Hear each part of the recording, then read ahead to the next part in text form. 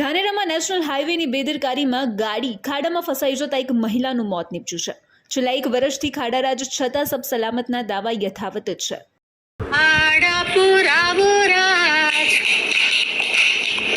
રસ્તા સુધરાવો રાજ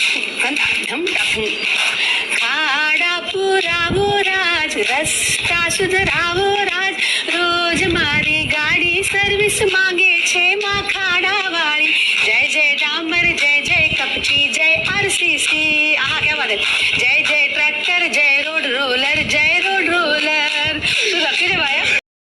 Dhanera railway overbridge અને ખાડારાજ એકબીજાના પર્યાય છે। એક વર્ષથી ખાડા યથાવત જ છે, જેના કારણે અનેક અકસ્માતો બની ચૂક્યા છે ને હાઈવે ઓથોરિટીને વારંવાર જાણ કરવા છતાં ખાડારાજનો કોઈ જ ઉકેલ નથી આવ્યો। ચક્કાજામ ધરણા પણ સ્થાનિકો દ્વારા કરાઈ ચૂક્યા હોવા છતાં નદરોલ તંત્રની ઊંઘ જ ઉડતી નથી। આ રસ્તા પણ દરરોજ રાજકીય આગેવાનો અને ઉચ્ચ અધિકારીઓની અવરજવર છે, છતાં ખાડાનો કોઈ જ નિકાલ લાવી શકાયું નથી।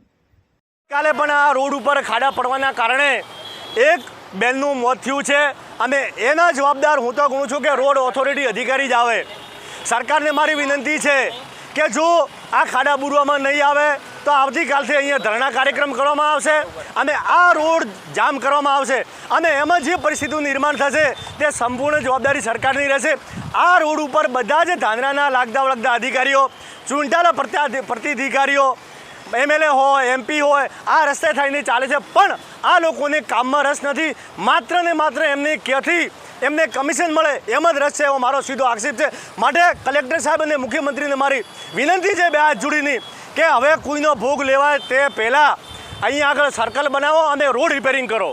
ગઈકાલની વાત કરવામાં આવે તો સામાન્ય વરસાદમાં જ અંદાજે 100 જેટલા નાના મોટા ખાડા પડ્યા અને પરિણામે અનેક સાધનો ખાડામાં ફસાઈ ગયા હતા, જેમાં ચીડીવાડીથી ધાનેરા હોસ્પિટલ ખાતે ઇલાજ માટે આવતા 75 વર્ષીય શારદાબેન પણ હતા, જેઓની ગાડી 1 કલાક સુધી ખાડામાં ફસાઈ જતા હોસ્પિટલ પહોંચે પહેલા જ તેમનું મોત નીપજ્યું હતું।